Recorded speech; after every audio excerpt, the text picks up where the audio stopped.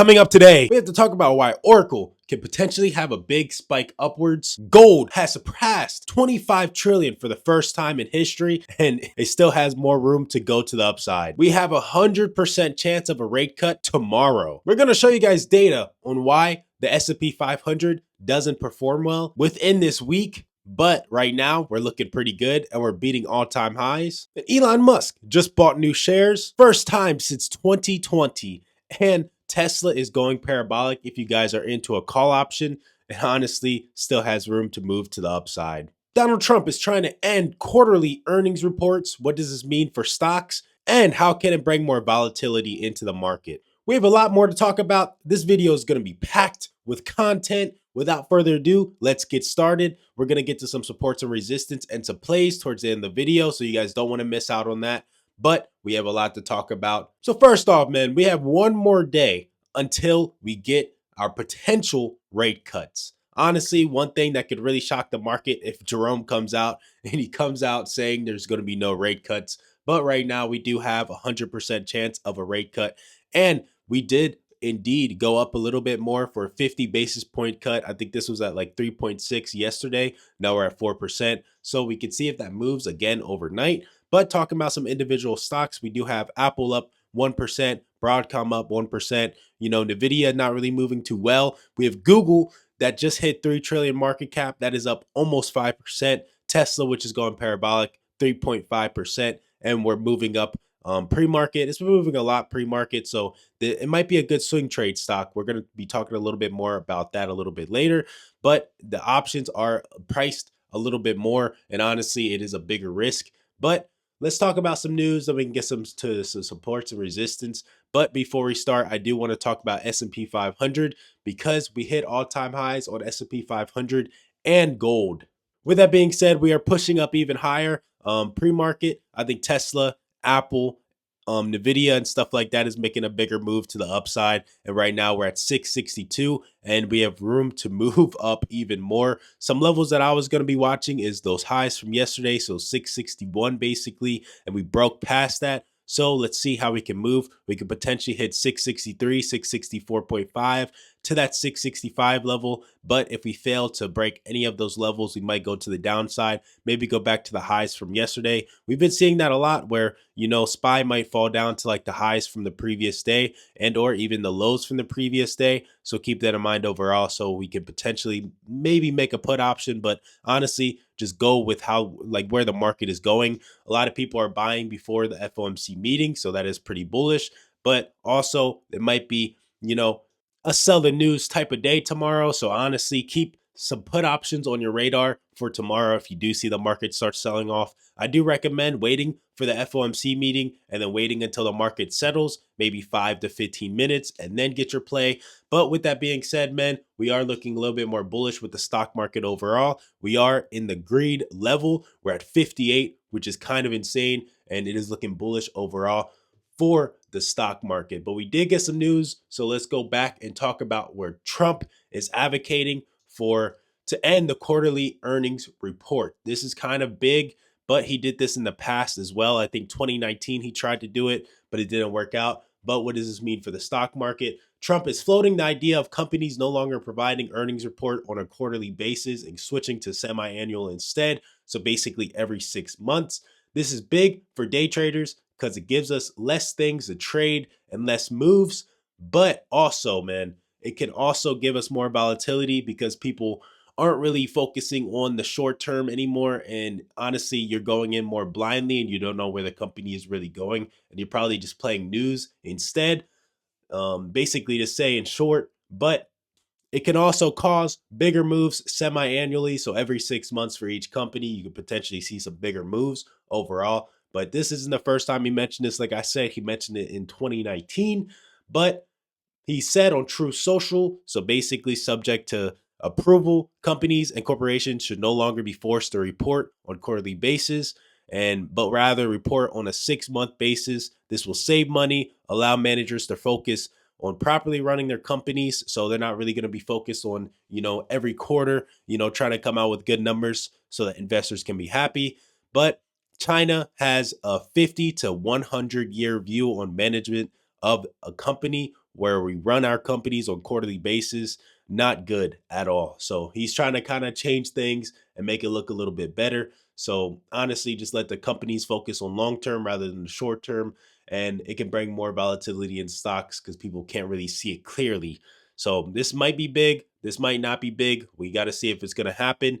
But honestly, man, if it happens, it might bring more volatility into the market overall. So that is pretty good in general. But let's talk more about Tesla. So Elon Musk did indeed buy $1 billion worth of shares, which is kind of insane. First off, we got to say, man, Tesla is moving pretty parabolic and honestly is looking pretty good in the short term right now. And we did have a gap fill upwards for the pre-market. So honestly, you could see if we can move upwards. Yesterday kind of moved parabolic as well. Like we kind of had the same move, like a gap upwards, a little bit of a sell-off. So we might see a little bit of a sell-off. And then we had a big spike to the upwards, to the upside, basically. We held 400 all day yesterday, which is good. And then honestly, man, we might see another spike pre-market, maybe to like 430, 435, maybe break another level, maybe 440. But can we get to some highs very soon? I don't know. But he got $1 billion worth of shares. This is the first time he got shares in 5 years since 2020. This brings bullish catalyst in the stock overall because it shows that insiders, especially the CEO, is bullish on his own company. So it can potentially bring some more bullish momentum into the stock. Basically, yesterday, man, we were pointing at the $400 level. We were hoping that it can hold while open, but honestly, we just spiked. So honestly, a play that I wanted to get into yesterday already got passed, so I didn't really get into Tesla itself. But basically, man, we held that 400 level the whole day, and we could see if it holds it and can potentially push up more, honestly. If we get a bigger sell-off, you could potentially watch the 400 level and honestly some of the lows from yesterday. So we got down to like 404 to like 405. So you could probably watch like 415, 410, and then 405 next. But only if we start selling off. We might be a little bit more bullish today, and or just look at the overall stock market, see where that is going. But honestly, man, Tesla is moving like way too good right now. So honestly, Tesla is one to watch. But talking more about the S&P 500. So the performance this week, looking at the SPY around this time, it doesn't really look too good in the short term, having more red days than green. This week is going to be a big week because we have FOMC and the triple witch coming out. So honestly, depending on how the FOMC and the triple witch is going, we can see where this week can end. We might end a little bit more bearish and or it might end on a bullish like day basically. But it really just depends on where the Fed comes out. If the Fed comes out with like a 25 basis point cut, we might sell a little bit more because that is what the market is pricing in right now. But if we look, then we might be able to get a 50 basis point cut. I mean, it's only at 4%, but this can surprise the markets and bring it up even more. But honestly, we're 96% chance of a 25 basis point cut in general. So honestly, man, the SPY does look good in the short term to the upside. I gave you guys those levels earlier, but to the downside, if we do start falling down, we do have a big gap to fill downwards all the way back down to like 661 first. And if you fall below 661, we could potentially get like 660.5 or something like that. So keep that on your mind and on your radar. I'm going to have some plays. I'm going to be looking at Apple, Tesla, SPY, of course, Oracle, just because we got some good news that we're going to be talking about a little bit later. And honestly, man, this is the point where I'm going to do a little promo. But on NextGen Wealth Tips on X, I post my plays, I post news early, and I try to get it as early as possible. I spend money on news articles so you guys don't. So be sure to follow me if you guys want to get some plays and some of those news early. But man, SPY is just looking good in general, and I kind of like where it's moving. And honestly, if you can hold above that 660 level, we can potentially get a little bit more. Yesterday, we held that 660 pretty well. We fell below it a few times, but we bounced back. So honestly, you can get some good plays with this in general. But speaking of a rate cut and being at all-time highs, as you can see, when the Fed cuts, when the stock market is at all-time highs, the market normally loves it and pushes up higher. 20 out of 20 of the last times it happened, the stock market went higher the next year.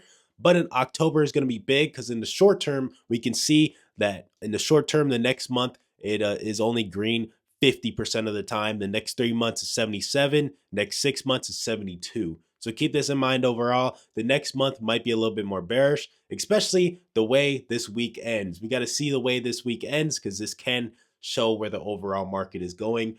But honestly, man, right now we're looking a little bit more bear or bullish. but people are just pricing in the rate cut. So honestly, might be selling news thing. So please just keep that in mind overall. Don't be too bullish. Don't hold your plays too long, because honestly, that might mess you guys up.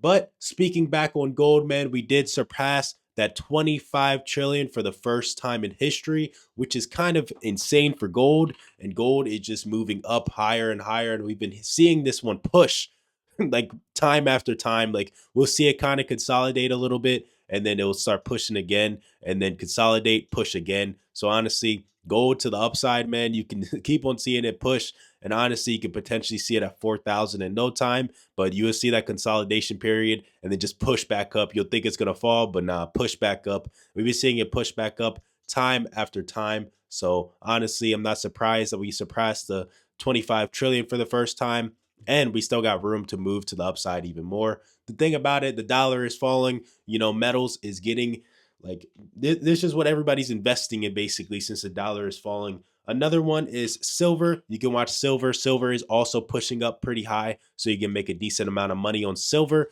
I have my radar on, or my eyes on silver for now, and also gold. And if you guys want to trade gold in option form, you can see GLD. GLD is moving pretty good. We had an option play at that 335 level, and now we're at 340. I might just sell mine just to take some profit. Had this one for like 6 months out. I caught this play last week. It was kind of consolidating. It did fall down. I think I bought it at this level and it fell down a little bit. It was a little red, but I held up pretty strong. And then now, man, that one's printing. That one's printing pretty well. And I recommend looking at GLD and SLV for the short term, and just get it like a long period out, like 6 months to a year, just to make sure that your play can still hit and your delta doesn't doesn't wash you out basically. So it's looking pretty good. And another thing is nuclear stocks is going parabolic. So they do want to have a uranium reserve for nuclear power, because as you guys know, data centers, they're pretty power hungry. So some stocks to look at, you can look at UUUU. This one is spiking up decent when this news came out, and it is still looking pretty bullish overall. Another one is Oklo, OKLO. This one is spiking up as well. And NNE is another good one to watch.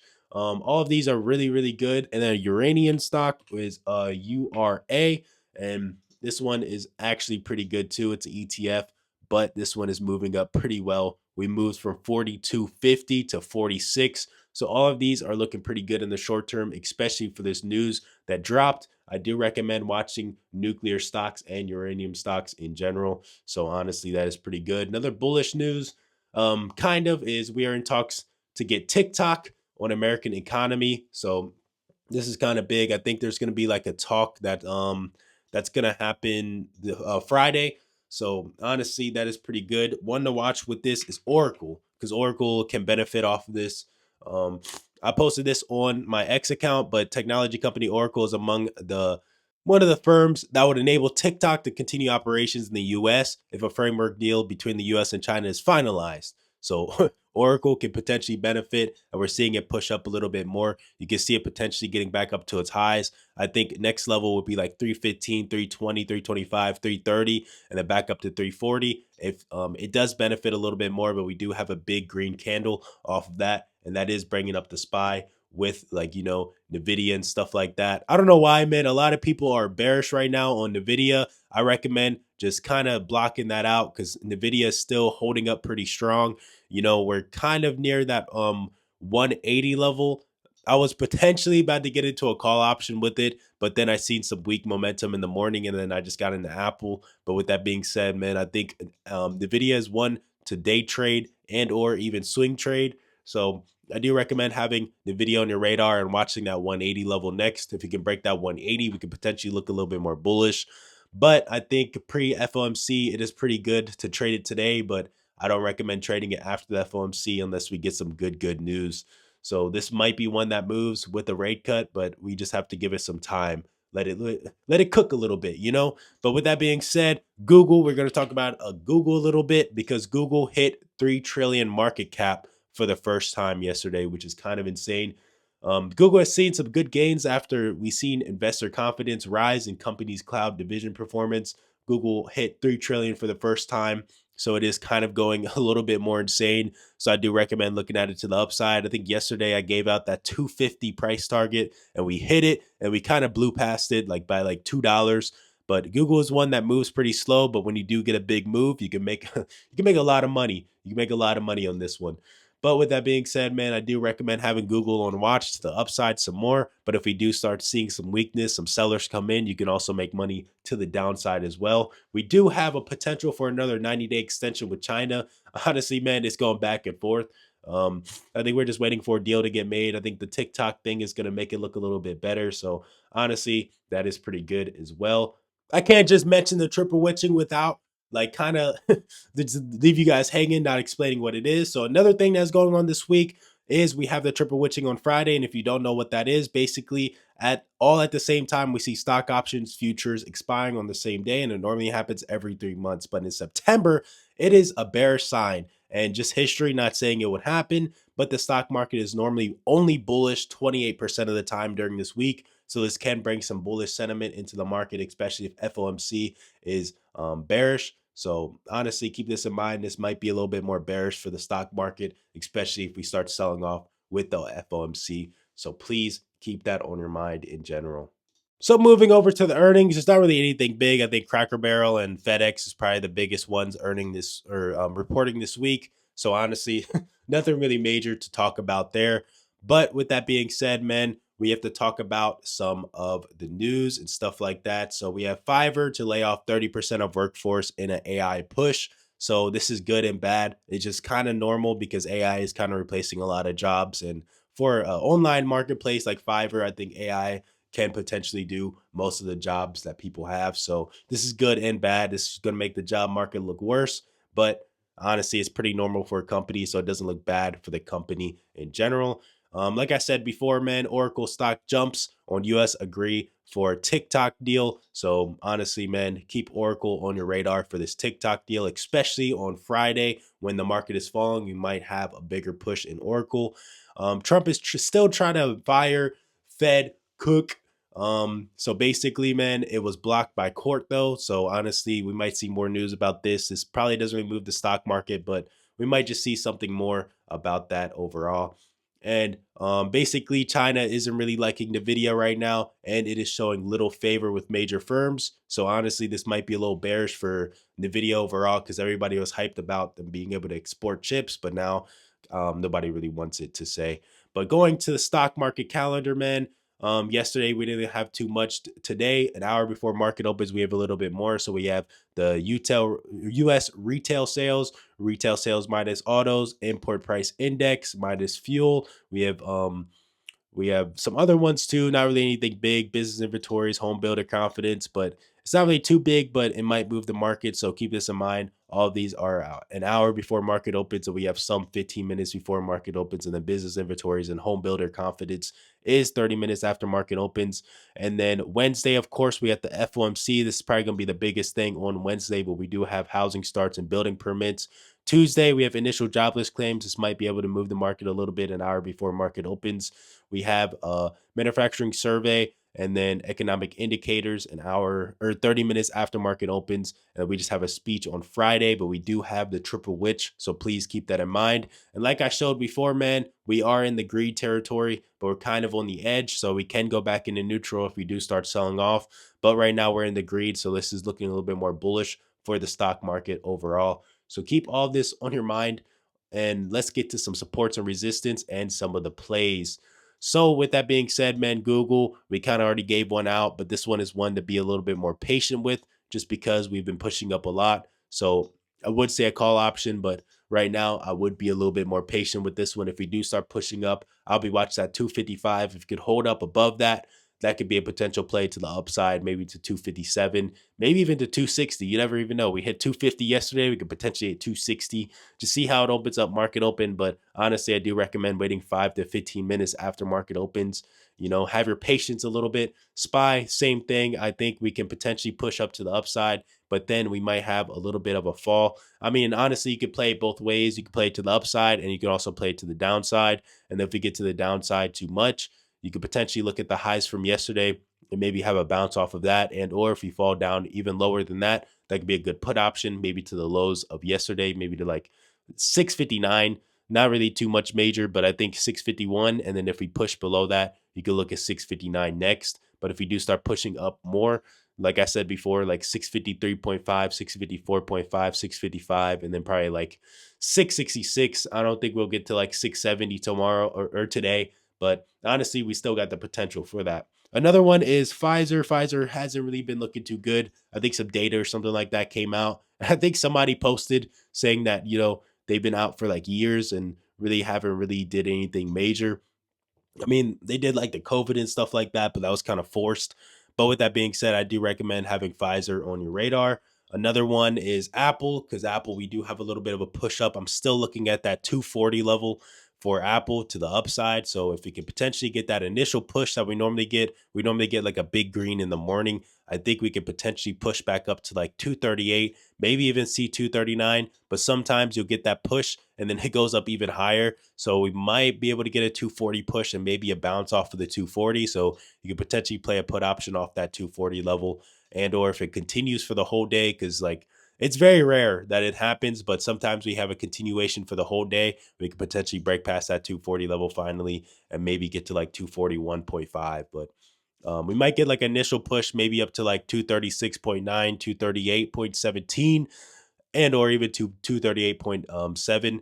If we can get up there, we might get like a push downwards. That's what it normally happens. We get like a big push up and then it starts selling off, and then we might have like another push like power hour or something like that. So I am watching Apple, but Apple is kind of consolidating a little bit. So we might just have another consolidation day where we just push up, push down, push up, push down. So honestly, Apple, there's not really anything big going on with Apple yet. Of course, Nvidia might be on my watch too, unless we just start consolidating in this area once again. So same play or same levels from yesterday, like I kind of mentioned, is to see if we can break above the 178.5 or we break below the 176.5. We do got some bad news. I think China is kind of attacking them right now. So honestly, and with those chip sales or with nobody really interested in the China chips, it might push a little bit lower. So if we do push below that 176.5, you can play a put option. And honestly, we have a big room to move downwards all the way down to like 172.5. But if you do play it, I would recommend playing maybe to like the 174. Not don't go too major. If we break above it, I will be watching that 180 next. So if we do break above 178.5, you could potentially get a 180 push and we might get a bounce off of that. But if we do get a break above that, you can make a little bit more money. You can potentially take like half of your profits at the 180 and just see how it reacts. And if we start going down some more, you could just sell out right there. Just don't be too greedy with Nvidia right now. Next one is going to be Tesla. As we know, Tesla's moving pretty strong, and honestly, it's looking like a good swing trade rather than a shorter term trade. But with that being said, you can still day trade it. If we do have a bigger push to the upside, we could potentially get 430 once again, 435 and 440. But if we don't get a push upwards, and we get like a day like yesterday, where we just started selling off, you could watch the low from yesterday, the 403 level, and watch the 400 level. We might get a bounce off the 403 and a bounce off of the 400. So honestly, for Tesla, just have your patience, just go with the flow. That is what I recommend with Tesla overall. Next, we're going to talk about is Boeing, because Boeing, we were selling off a decent amount, but we did make a big gap to the upside a little bit, and we're kind of at the highs from yesterday. So if we can bounce off the highs and maybe go to the highs from Friday, from Friday. I don't know why I said it twice. But look at the 218.5. We get a bounce back up to the 218.5. We have a gap to fill all the way up to like the lows, and that'll be like 220. So you can see if we can break these highs. So 218.5, and then next we could potentially get to 220. So keep that on your radar. But if we kind of just open up red, we could potentially get back down to like the neutral point is like 215 to 216, and then we might get back down to the lows. But just watch like 214.5, and then honestly, if we bounce down lower, you can potentially get a lower move. So honestly, all of these are just like basically patient plays. Another play is probably GLD to the upside, but that one's going to take a little bit longer. And also CRWV, which is just core weave basically, and we can potentially have a bigger move to the upside in general. So honestly, keep all of these on your radar. Another one I want to look at is Google, but we already kind of talked about Google. And then what was it? Lyft. I was mentioning Lyft yesterday. Honestly, I didn't think this play was going to hit so fast, but we were talking about it yesterday. And honestly, I was saying that we can buy a call option and wait for it to hit the $20 level, but we blew past that yesterday. I'm not even going to lie. So next level point to watch is going to be that 25 to 30. That one might take a little bit longer, but this play hit faster than I thought, and I did call it out yesterday. You guys can go quote it in the last video. So I am calling out some good plays for you guys, but this one I didn't expect it to hit it so fast. But you guys can check Lyft to the upside some more. And with that being said, man, smash the like button, subscribe, follow me on X, man. And honestly, I'll see you guys in the next one. Peace out.